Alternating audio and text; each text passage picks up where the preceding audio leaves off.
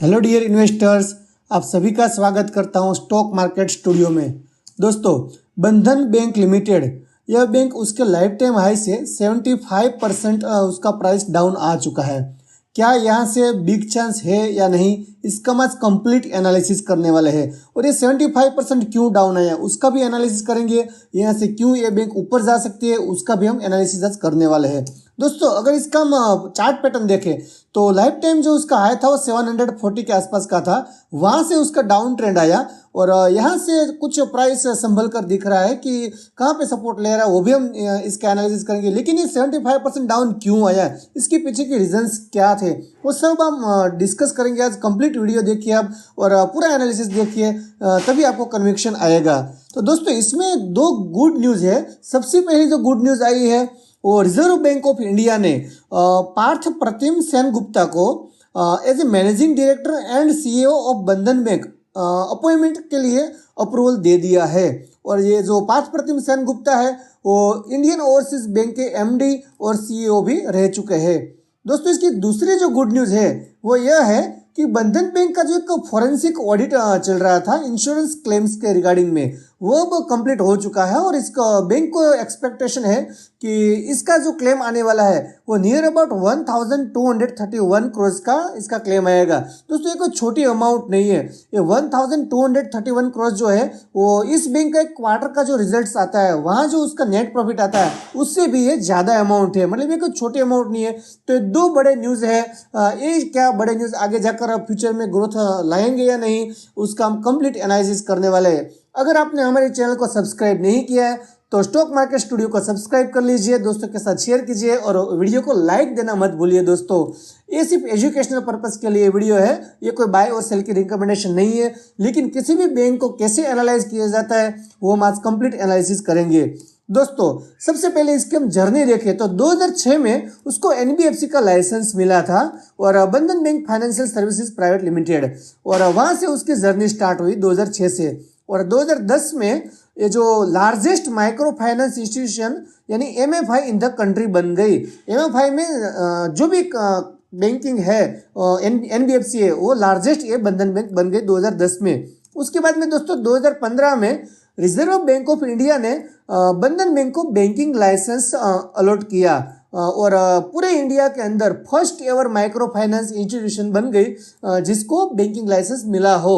तो एक universal bank बन गई पूरे इंडिया के अंदर जो कि एनबीएफसी हो और उसको बैंकिंग लाइसेंस मिला हो।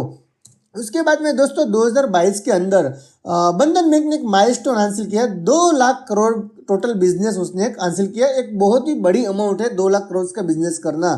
और इसके बाद में हम छोटा सा उसका समरी देखें तो इसका जो बिजनेस है 12% आता है आउटलेट्स उसका मेट्रो में है, आउटलेट्स 18% अर्बन में है और सेमी अर्बन में 37% है और रूरल में 33% है। यानी उसका जो मेजोरिटी है वो सेमी अर्बन और रूरल एरियाज में है, जो अनसर्व पीपल है उसको सर्व करती है। और जियोग्राफिकल प्रेजेंस देखें तो अभी तक ये बंधन बैंक ने सिर्फ यहाँ पर ईस्ट में ही उसने बिजनेस एक्सपांड किया था।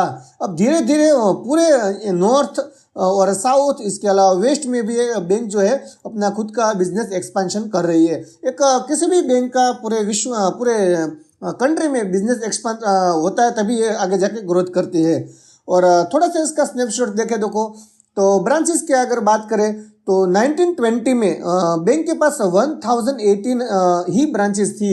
वहाँ से लगातार उसने ब्रांचेस बढ़ाया और 2024 एज ऑफ 31 मार्च 2024 बैंक के पास जो ब्रांचेस है 1700 ब्रांच तक पहुंच गई। एक अच्छा खासा ब्रांचेस के एंगल से यहाँ पे ग्रोथ दिखाया है। और बैंकिंग यूनिट से वो भी 3541 थे 4 साल पहले, वो बढ़कर यहाँ पर 4597 हो गए। वहाँ पे उसने अच्छा खासा ग्रोथ दिखाया है। नंबर ऑफ कस्टमर्स लगातार बढ़े हैं 2 करोड़ से लेकर 2.3 करोड़, 2.63 करोड़, 3 करोड़।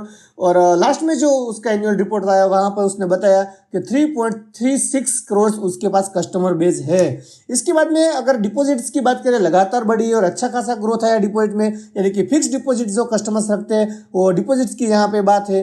4 साल पहले उसके पास 57,000 करोड़ की डिपॉजिट थी, वहाँ से लगातार बढ़ाया और 1335 1,35,000 करोड़ तक इसकी डिपॉजिट बढ़ गई।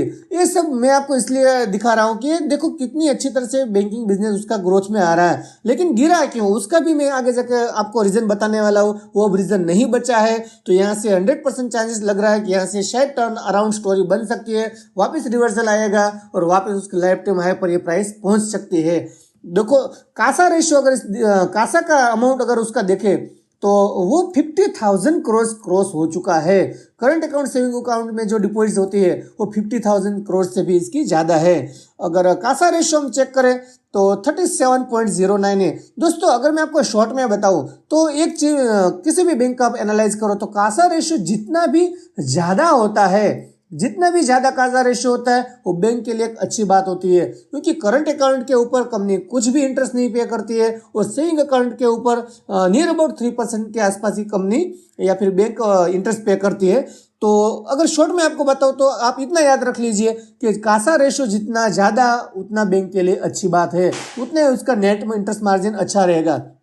तो ठीक ठाक है, थोड़ा सा कम आया, लेकिन अभी नया मैनेजमेंट आएगा तो कुछ ना कुछ उसमें चेंजेस लाएंगे, कुछ ना कुछ इसको इम्प्रूव करने के लिए प्रयत्न करेंगे।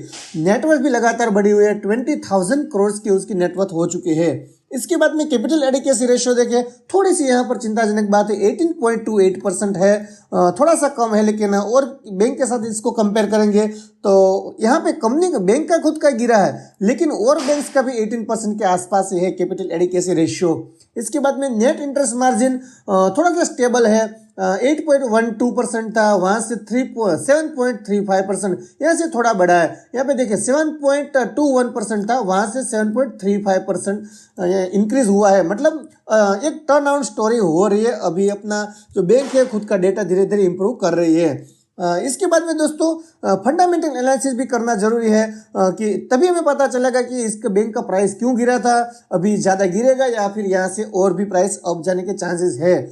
तो अगर फंडामेंटल एनालिसिस का देखिए तो अभी तो इसकी पर शेयर मार्केट प्राइस है वो 192 रुपीज़ और इसकी मार्केट कैपिटलाइजेशन है 30,924 करोड़।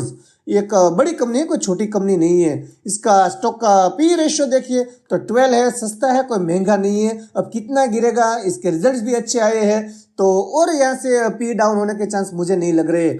और इंडस्ट्री का पी देखिए 11.7 है, इंडस्ट्री के साथ ही है। दोस्तों यहाँ पर मैं आपको पी अगर दूसरे बैंक्स का दिखाऊँ तो स्टॉक का पी जो बंधन बैंक का 12 का है, लेकिन इसके पीएर्स का हम देखें एचडीएफसी का 18 है, आईसीआईसीआई बैंक का 19 है, कोटक महिंद्रा का 19 है, एक्सिस बैंक का 13 है। तो एक सस्ता शेयर है, कोई महंगा नहीं है। लोग डर रहे, लेकिन धीरे धीरे मैनेजमेंट आया है तो कुछ ना कुछ रिजल्ट्स अच्छा पोस्ट आएगा, कुछ स्ट्रेटेजीज बनाएंगे बैंक को आगे लेकर जाने की, तो यहाँ पे इंप्रूव आएगा और धीरे धीरे पी रेशियो भी अच्छा होगा और प्राइस भी धीरे धीरे ऊपर जाने लगेगी। तो आरओसी देखें तो 7% है, ठीक है। आरओई अच्छा 10.8%, एक अच्छा आरओई बैंकिंग इंडस्ट्रीज में। डेट टू इक्विटी रेशियो थोड़ा सा हाई है, लेकिन अगर बैंक डेट नहीं लेगी तो फर्दर उसको कहाँ पे एडवाइसेस देगी। तो डेट इक्विटी रेशियो तो हाई होगा ही, जो फाइनेंस बैंकिंग है, फाइनेंशियल कंपनीज है, एनबीएफसी कंपनीज है, उसका डेट टू इक्विटी रेशियो तो होगा ही। और प्रोमोटर के पास 40% होल्डिंग है। दोस्तों यहाँ पे एक चीज़ ध्यान से देखिए, यहाँ पे प्रोमोटर्स को अगर मैं आपको दिखाऊँ तो सबसे पहले ईयरली दिखाऊँ तो मार्च 18 में 82% था। अब बैंकिंग का लाइसेंस मिला तो उसको बैंकिंग आरबीआई के रूल्स के हिसाब से प्रोमोटर उसमें 40% से ज़्यादा उसका हिस्सा नहीं रख सकते। तो जब उसको डाउन करने की बात आई तो वहाँ से उसने माल बेचा और 40% लेकर आए, 39.98%, नियर अबाउट 40% ही है। तो प्राइस गिरने का ये भी रीज़न था कि उसका प्रोमोटर्स ने कंटिन्यूस माल बेचा था। दूसरा भी रीज़न है, वो भी मैं अभी आपको बताने वाला हूँ। इसके बाद में एफआईएस का जो होल्डिंग है वो 26% का है, डीआईएस का 16% का है। पब्लिक के पास नॉर्मल होल्डिंग है, इतना कुछ खास नहीं है, 16% है। अगर ऑल ओवर आप समरी देखें होल्डिंग तो अभी ये बैंक जो है वो स्ट्रॉन्ग हैंड्स के हाथ में है, कोई रिटेल पब्लिक के पास ज़्यादा होल्डिंग्स नहीं है। इसका इंट्रिंसिक वैल्यू दोस्तों बहुत ही अच्छा है, 220 है। इंट्रिंसिक वैल्यू से भी ये डाउन चल रहा है 192, यानी कि एक अच्छा प्राइस है, अंडर परफॉर्मिंग अभी कंपनी है ये। और बुक वैल्यू देखिए वो भी अच्छा है, 134 का इसका बुक वैल्यू है। और इसका लाइफ टाइम हाई देखिए, हाई प्राइस ऑल टाइम 742 का है, अभी 192 पे मिल रहा है। और इसका 52 वीक हाई जो है वो 263 है, 52 वीक लो जो है 169 है। ये 52 वीक लो का जो 52 वीक का जो लो है वहाँ पर ही एक सपोर्ट बन रहा है, वो भी मैं आगे जाके आपको टेक्निकल एनालिसिस में से दिखाने वाला हूँ। इसके बाद में यहाँ पर एक चीज़ अब ध्यान से देखिए, मैं क्या आपसे कहना चाहता हूँ क्यों इतना गिरा।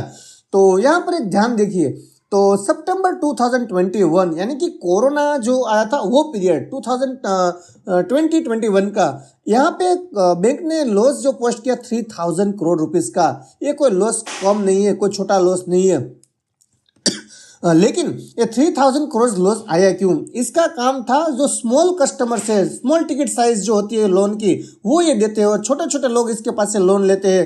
तो कोरोना में पूरा इकोनॉमी डाउन आ गया था, तो लोन रिपे नहीं कर पाए और इतना बड़ा बैंक को लॉस हो गया। और यहाँ पे आप देखिए ग्रोस एनपीए 10.82%, जब 10.82% आया तो शेयर को गिरना ही था, ये सबसे बड़ा रीजन था गिरने का। इसका एनपीए बढ़ गया था और नेट एनपीए देखिए वो बहुत ही ज़्यादा 3.29% नेट एनपीए बहुत ही ज़्यादा होता है। यहाँ पर आप क्लियरली देख सकते हो कि यहाँ से इसकी स्टॉक के प्राइस हम अभी चार्ट में देखेंगे, यहाँ से इसका गिरावट चालू हुआ था और ये 170 तक प्राइस को लेकर आए। लेकिन अभी क्या वो पोजीशन है? तो अभी यहाँ पे देखिए जो ग्रोस एनपीए है वो लगातार डाउन आया है। अभी लास्ट क्वार्टर में ओनली 4.2%, कहाँ 10.82% और कहाँ 4.23%, बहुत ही कम किया, बहुत अच्छी तरह से एनपीए को मैनेज किया बैंक ने। और नेट एनपीए जो है वो ओनली 1.15% ही रहा है। मतलब जो पहले सिचुएशन थी वो अब सिचुएशन नहीं रही है, अभी अच्छी सिचुएशन में बैंक आ चुके हैं। क्योंकि अगर आप इसका रेवेन्यू देखिए,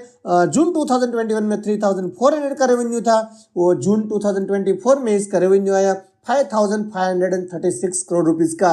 ये कोई कम रेवेन्यू नहीं है, हाईएस्ट एवर रेवेन्यू है। अगर उसका नेट प्रॉफिट हम चेक करें तो 1063 करोड़ का एक क्वार्टर का नेट प्रॉफिट है। यहाँ पे आप देखिए लॉस मेकिंग बैंकिंग बन गई थी और यहाँ से एक प्रॉफिट में अच्छा खासा प्रॉफिट लेकर आई है। अभी सितंबर का रिजल्ट आएगा तब पता चलेगा कि कितना इसका पोस्ट आता है उसका नेट प्रॉफिट में। लेकिन अगर हम प्रॉफिट एंड लॉस एन्युअली देखें तो अच्छा खासा ग्रोथ यहाँ पे हो रहा है। इसके रेवेन्यू देखिए, मार्च 2016 में 1581 करोड़ की इसकी रेवेन्यू थी, वहां से 12 टाइम्स रेवेन्यू बढ़ गया है, नियर अबाउट 20,000 करोड़ के उसके रेवेन्यू हो चुके हैं। नेट प्रॉफिट देखिए, 2016 में उसका जो नेट प्रॉफिट था 275 करोड़ का था, वहां से लगातार बढ़ा। और टीटीएम का जो यानी ट्रेलिंग 12 मंथ का जो नेट प्रॉफिट है वो 2572 करोड़ का, मतलब 10 टाइम्स इसका नेट प्रॉफिट हो चुका है। ये भी बहुत अच्छी तरह से एक्सपांड कर रही है, जो प्रॉब्लम था वो भी सॉल्ट आउट हो गया है। तो यहाँ से टर्न अराउंड स्टोरी ये बन सकती है। इसके बाद में बैलेंस शीट अगर चेक करें हम तो रिजल्ट अच्छा खासा बढ़ा है, 20,000 करोड़ का रिजल्ट आ चुका है। बोरोइंग्स तो हो गए क्योंकि बोरोइंग्स से लेकर ही तो कंपनी फर्दर लोन्स प्रोवाइड करती है। अभी फिनेंशियल अगर हम ऑल ओवर इसका समरी देखें तो कोई दिक्कत नहीं लग रही है, क्योंकि जो भी पोजीशन, जो भी नेगेटिव न्यूज़ थे, जो भी ग्रोस एनपीए का इशू था, बीच में इसके जो फाउंडर थे उसने रेजिग्नेशन दिया था, तो अब वहाँ से भी थोड़ा सा नेगेटिव सेंटीमेंट बना हुआ था। लेकिन किसी के रेजिग्नेशन देने से बैंक बंद नहीं हो जाती है, और इसका मैनेजमेंट चेंज हुआ। अभी जो नया सीईओ और एमडी आया वो इसको आगे लेकर जा सकते हैं। अगर इसका हम टेक्निकल चार्ट पैटर्न देखें, टेक्निकल क्या कहता है, तो यहाँ पर आप देख सकते हैं कंटिन्यू, मैं आपको लाइन खींच के दिखाता हूँ, कंटिन्यू ये थोड़ा सा डाउन ट्रेंड आया है और यहाँ से डाउन ट्रेंड में एक सपोर्ट बना है यहाँ पर 170 के आसपास का। वापस यहाँ से थोड़ा सा रिवर्स ट्रेंड बना, लेकिन वो सस्टेन नहीं कर पाया, लेकिन फिर से डाउन ट्रेंड में आया, फिर सपोर्ट लिया 170 का, फिर से ऊपर जाने की कोशिश की। अब यहाँ पर वॉल्यूम देखिए, वॉल्यूम बहुत ही ज़्यादा बढ़ा हुआ है यहाँ पे। अगर आप इसका वॉल्यूम देखेंगे तो ये जो कैंडल है यहाँ पर अच्छा खासा वॉल्यूम आया, मतलब बड़े बड़े लोग जो है, बड़े ऑपरेटर्स है यहाँ पे माल भर रहे हैं। देखो एक कैंडल आप देखिए, एक कैंडल देखिए, एक वॉल्यूम सब कुछ कहता है। जो भी अंदर चीज़ें चल रही है वो ऑपरेटर्स को ही पता होता है, रिटेल इन्वेस्टर्स को पता नहीं रहता है।